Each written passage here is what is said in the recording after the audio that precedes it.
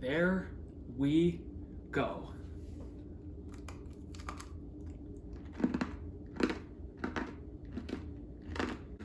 Do you hear that crunch? Oreos are one of those foods where eating one just means eating one entire sleeve of Oreos. It is impossible to stop at just one Oreo, but today we have fixed that problem because I am bringing you guys 0-calorie Oreos.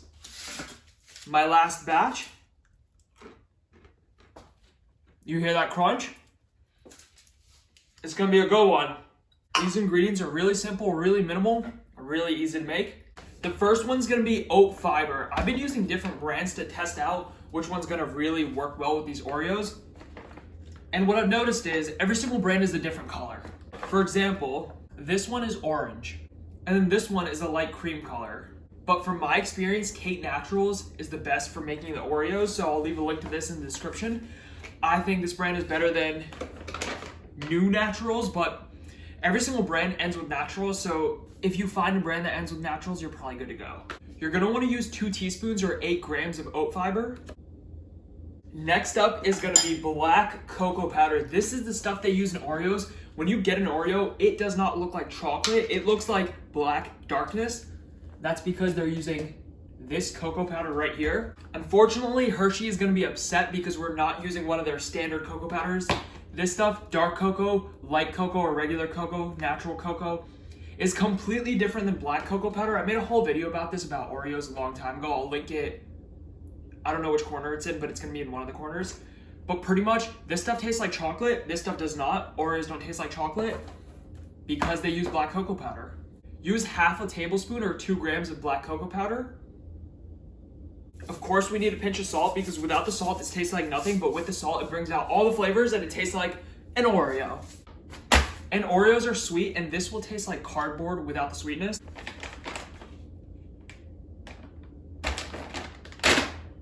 There we go. Embarrassing. We're gonna need 15 grams of erythritol. And that's it. 3 ingredients in it. 4 ingredients, unless, do we count salt as an ingredient? I don't know. I hope you guys all have salt. We'll say it is an ingredient. So 4 ingredients in this thing. Mix up all the powders. You're gonna get something that looks like this. It doesn't look very exciting, I know. I'm literally eating my last batch of Oreos as I film this. Listen to the crunch.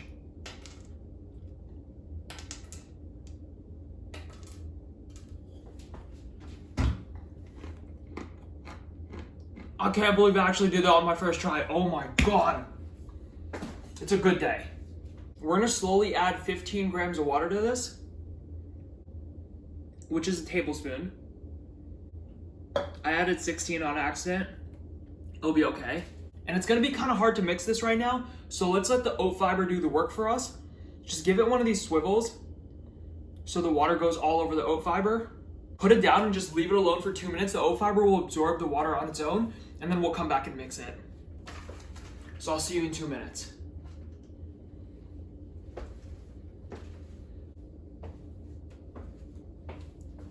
It's 2 minutes later, and you can see the oat fiber is already absorbing that water. It's already getting thicker. It looks like the water is disappearing, but now give it a mix, and it's gonna be so much easier to mix it right now.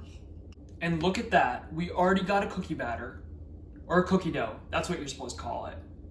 See? So thick.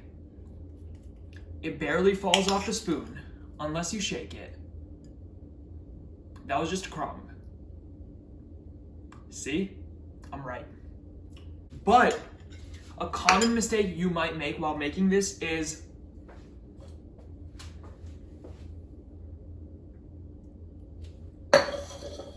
oh no, I added too much water. I have a soup in my bowl. I'm not getting a cookie batter no matter what I do. Guys, don't worry, I thought through this. So right now, if you're panicking, you added too much water, it's too soupy, it's not like a cookie dough, no big deal. Put it in your microwave for 10 seconds.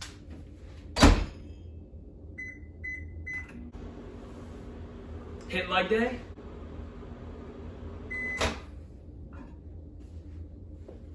And then check on it. It still looks too soupy. 10 10 more seconds, and keep repeating that cycle. 10 seconds in the microwave, look at it, give it a stir, 10 more seconds, give it a stir until you get a cookie dough consistency. Still too soupy.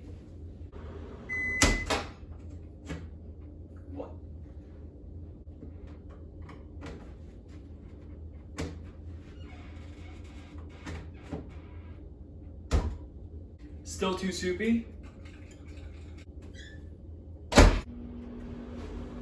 It's dripping, and I'm not cleaning it up, so I'm just gonna hold the spoon over the sink. And after 10-second intervals in the microwave and letting it cool down a little bit so everything just solidifies up again, this is what you get. You're back to your dough ball that you had in the beginning. Ideally, be careful, add a little bit of liquid at a time and taper up, but I've messed up this recipe and added too much liquid more times than not. So I've learned, the microwave is your best friend. So just like before adding too much liquid, you're back with a dough ball now. It's time to make cookies. Your old cookie, I'm telling you, it's crunchy just like an Oreo. I don't know why I have foil underneath the parchment, but I do. Put your parchment down. You have to use parchment. Please don't use wax paper, otherwise you're gonna melt the wax on the wax paper and you're gonna get a waxy Oreo. And please don't use foil, because foil, stuff sticks to it. It's annoying. Use parchment. Parchment is amazing. It's revolutionary. If you want to be precise and make an Oreo where both cookies on each side are exactly the same, it's not gonna happen, but you can at least try. Weigh your dough ball and then cut that weight in half. Mine weighs 32 grams, so I'm gonna cut that in half, which should be 16. I think that took me too long. I need the food scale to weigh the halves. You want to take this and just press it down flat and get it into a cookie. It's okay if it crumbles. Oreos crumble too. What you want to do is just put it down and then bring all the sides in. So it's a circle. Is it going to be a perfect circle? No, unless you're a magician. But can you get it close? Maybe. One Oreo circle, make the other one. Now that you've sculpted your Oreos, you got 2 circles right there. Look, the circles move around. This needs to be baked in the oven on 250 degrees for 20 minutes. 250 degrees Fahrenheit, not Celsius. Don't burn these things. While these are baking, let's talk about 2 things. The first thing is we use 2 grams of black cocoa. Technically, these Oreos are gonna be 4 calories instead of 0 calories, but I'm rounding down to 0. I'm sorry. I just wanna make it clear though, it's 4 calories. Cocoa has calories. I didn't invent magical, uncalorified cocoa, but it's almost negligible. And the second thing, because these are 4 calories, you might be thinking, I'm gonna sit down and eat 25 Oreos because that's only 100 calories. That's like nothing. Guys, these are pure fiber. That's why they're such low calories. Eat 1 Oreo, please. Don't eat 2 if you have a good stomach. Just don't eat too many. Just please don't eat too many, because I don't want to hear about you and your bathroom issues and what happens after eating 20 of these Oreos. Please be careful.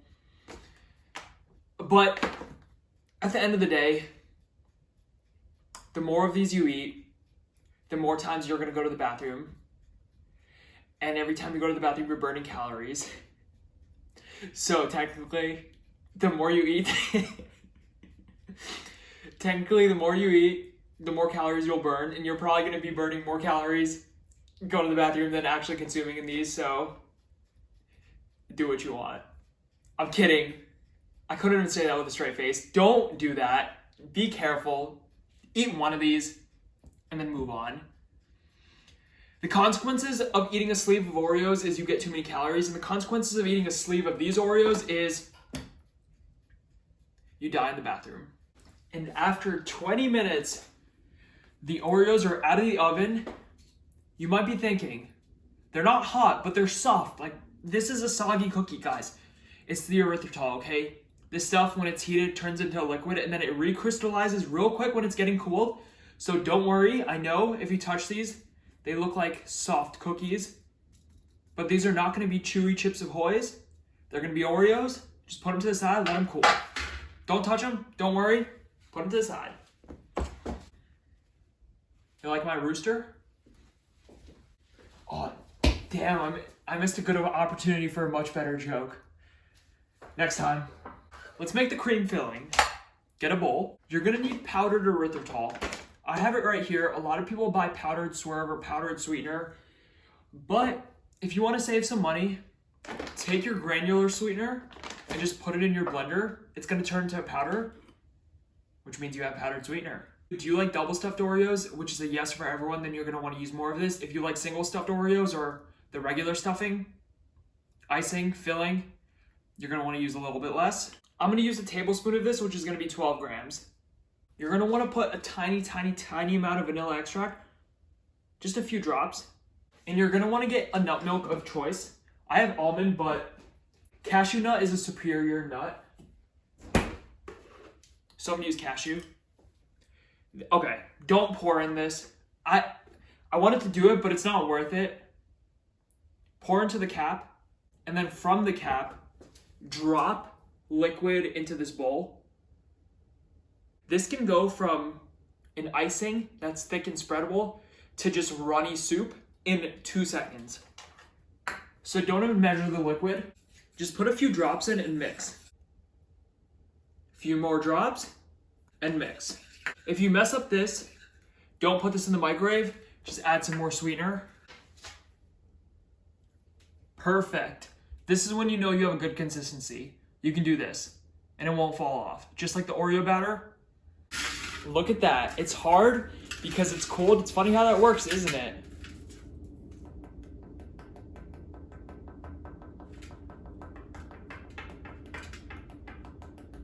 You can play a beat with these. That's how crunchy and hard they get. If you want to speed up the cooling process, you could take this and just throw it in your freezer for a few minutes. Take your Oreo and put that icing right on. If you like to split it in half, you know how people just take the Oreo, take the top cookie, eat it on its own, and then eat this like an open-faced sandwich? You can do that if you want to. You could also just make more icing and do that for both halves, because this part is so much better than this. Or you could just make a normal Oreo. That is iced up. And that is an Oreo. A 4-calorie Oreo. Did you think it was possible? Comment down below. What 0-calorie food do you want to see me make next? Look, I put it on a plate because it just makes it look so fancy. So, fancy Oreo. If I eat it off of this, I look homeless. There we go.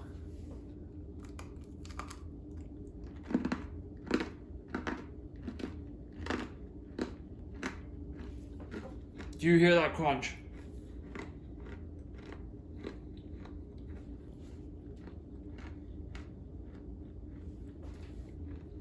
Does this taste like an Oreo? Does water taste like a cheesecake? Like this thing's 4 calories? No, I'm kidding. This is 4 calories, but it actually tastes like an Oreo. Now you eat this and you close your eyes.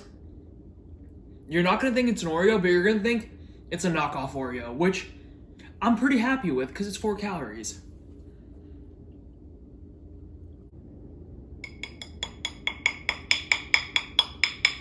The crunch .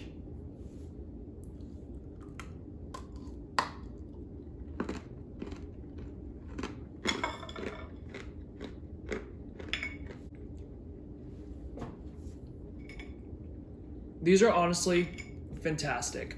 And if you have a sweet tooth and you don't have too many calories that you want to spend on a dessert and you just want to hit that Oreo fix, these are perfect. Try these and let me know. Comment down below. Tell me, do these taste like a knockoff Oreo?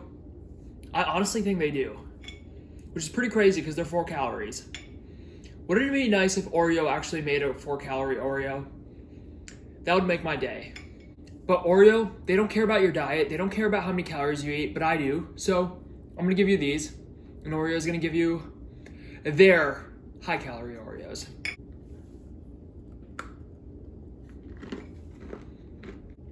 Last bite.